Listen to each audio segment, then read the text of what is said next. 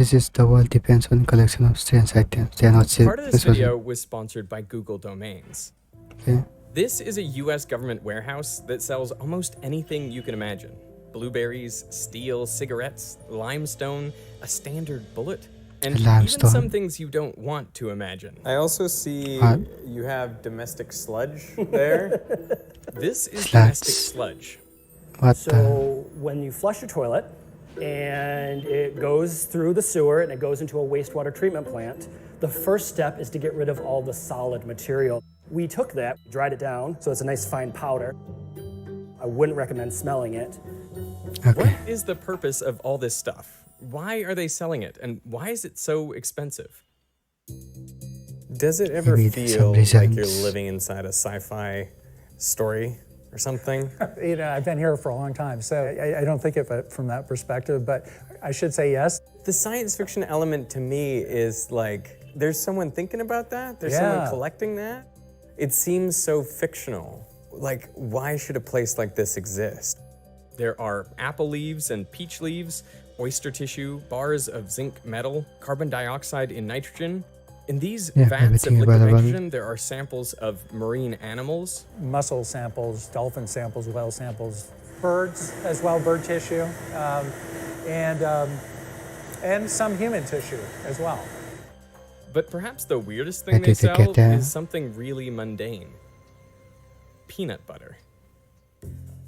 It looks like a peanut butter. It is peanut butter. It's creamy. It's probably the most expensive jar of peanut butter in the whole world. Does it mean it looks like a we peanut butter? essentially pay for a company to make generic peanut butter. We might have 2,000 jars of generic peanut butter, and what we do is we then go through and measure the fats in these jars and figure out how much of various compounds are in there, and we actually then slap on a label and provide a certificate at the end. Have you ever eaten some of this peanut butter? All of these things are not for human consumption because I don't know if I could actually tell you how old it is, but it's old enough that you probably don't want to eat it. How much does it cost? These are not sold at commercial grade prices. So yes, this jar of peanut butter is not $3.99. This jar, I believe, is around $1,000. This is not something that would be viable for you to make your peanut butter and jelly sandwich with. Okay. An ordinary jar of peanut butter costs less than $5. And on the label, you can see the ingredients and the amounts of different nutrients like protein, fats, sugar, and sodium. Those values have been measured by the manufacturer using different machines and analytical techniques. But how do you know those results are accurate?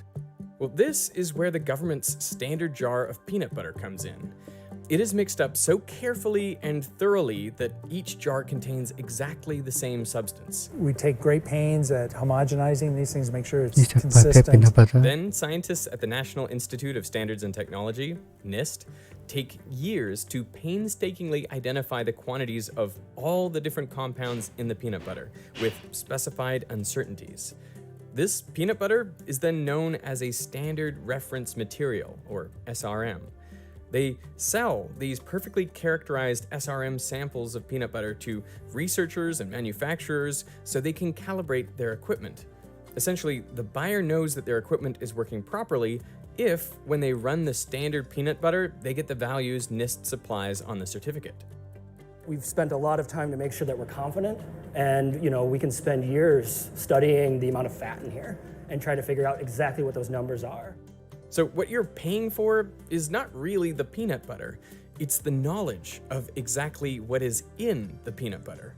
And so this is what really drives the cost of a standard reference material, is our ability to assert the truth. We produce what I call truth in a bottle. You might think, why does it matter that the label on my peanut butter is accurate? But it is way more than the things on the label that NIST measures. Peanut butter actually contains naturally occurring aflatoxins. They're a carcinogen which can cause liver cancer, and they're produced by fungi on the peanuts. So if your peanut butter is made from a bad batch of peanuts, you want the factory to be able to accurately detect elevated levels of aflatoxins. And they're able to do that because the standard peanut butter contains a known level of aflatoxin that can be used to calibrate their equipment. Would the FDA, sample peanut butters and look for aflatoxin? A lot of times you actually have commercial laboratories that measure it in accordance to the FDA. The FDA may encourage them to use a reference material, standard reference material, to make sure they're getting the right numbers. FDA may not be handling it themselves. There are different challenges to measuring the components of different foods. Fine powder, for example, is easier to characterize than goopy peanut butter. So it's helpful to have a standard material that closely matches the target in composition and consistency. But it's also impossible for NIST to characterize every different type of food. We're not going to make a trout and a perch and a salmon material, all these different with the same numbers. We're going to kind of grab an average fish and kind of treat that. So if you're measuring it in other fish, you can usually use it as a surrogate. So you have a standard trout. Correct. Yes. Tell me about meat homogenate. It is a mixed meat product that has been mixed thoroughly, been ground into a very fine particle, and packed into a very nice tin. Why do you mix like chicken and pork? Why not just have like a chicken reference, a pork reference? We never do this by ourselves. We always work with these industry companies and say, hey, what kind of mixes do you need? And then we request that kind of material to be blended. For a reference material to be useful, it doesn't have to be the exact material a manufacturer wants to characterize, it just has to be close enough. NIST sells around 30 different food items that are spread around their food triangle. At the corners of the triangle are 100% carbohydrate, 100% fat, and 100% protein. So based on their mix of these three macro ingredients, all foods fall somewhere on this triangle. And to characterize each one, you would want to use the closest standard reference material. If you're trying to do your measurements and tell a regulatory authority that I'm making a food that's a kibble, but I'm measuring it against peanut butter, they're going to be saying, well, but peanut butter has a wildly different fat content. So what we want to give them is something, a matrix that looks as much as possible as what they're used to dealing with. They even have a standard diet mix. This is called typical diet. Through surveys, they identified what the average American eats, and they purchased it all, and they blended it all up, and then they freeze-dried it into a nice fine powder. It's like a light gray powder, and this represents all the nutritional components that an average American would consume. So it represents the sugar content, it represents the proteins that you might have, any vitamins you might have, any fats you might have. It's all in a little jar that we puree up. And then done. In total, NIST has nearly 1,300 standard reference materials. This is our warehouse, and so it's approximately 20,000 square foot warehouse in which we store all of our inventory, our products, the SRMs. And so we are a business, and so what excites me about this, being on the technical side, is that I get to run a $20 million business within the federal government. We sell about 30,000 units a year, so each order is about three units. Half of them are sold domestically and half are sold to an international audience. You can see all the prices on our website. So it's shop.nist.gov is the e-commerce storefront for all of these materials. You can search for whatever you want. You can search for peanut butter. You can search for meat homogenate. If I had $1,000, would you sell that to me? There is some control to who we sell to. I feel like this is unfair. I'm a scientist. If I got $1,000. NIST won't sell to just anyone, but there are plenty of websites that do, and this part of the video is sponsored by Google Domains, the easiest way to set up an online business. In the early 1900s, like 1905, there was a huge issue with the quality of steel that was being used in rail cars, both locomotives and on the tracks. It was that they knew what they had to have in the alloys to make it work. It's just that all the foundries that were making them had no way to compare their results of the material they were making to with all the chemists knew they should be making. And so Congress basically said to National Bureau of Standards at the time, we need you to come up with standard samples of steel so that everyone can be on the same page. And so what we did was we made these standard steels, analyzed them for all their constituent parts, so all the elements, the chrome, the iron, the hydrogen, carbon, and then distributed that to the stakeholders, again, the foundries, so that they can intercompare and compare their results to a known source of steel. And those were our very first products that we produced. Steel is still one of the most important SRMs at NIST. What's your best-selling product? Those are called Charpies. Charpies? Yeah, okay, let's go look at a Charpie. If you want to test how strong your steel is, what Professor Charpy, Mr. Charpy came up with was a test where he set up a pendulum, and at the end of a pendulum is a weight. And if you pull that pendulum up to a certain distance, you can calculate its potential energy. At the bottom of the swing of this pendulum, the arc, is a vise. And in the vise is held a standard piece of metal called a Charpy. And this has a little V-notch in it. So the idea is that the pendulum comes through and breaks this thing, and then it goes up on the other side, and from that you can then calculate the amount of energy that it took to break this piece of steel.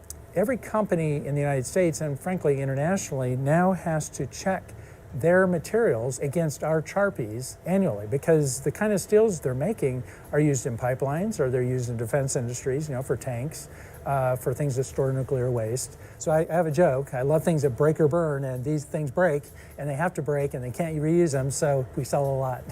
How many would you sell in a year? We sell, of those, of all the different kinds, we sell about 8,000. 8,000, Wow. yeah. NIST has been making these standard reference materials Maybe for not a lot, over a but- century. This is what our very first standard sample number 1 looks like. It is the real deal. And it's gray powder, it's limestone. We are still making limestone number 1 for 110 years. And it is still so popular that we sell 40 to 50 units a year of this. Isn't that wild? Very few companies are in existence that are still selling some of their original products, and we do.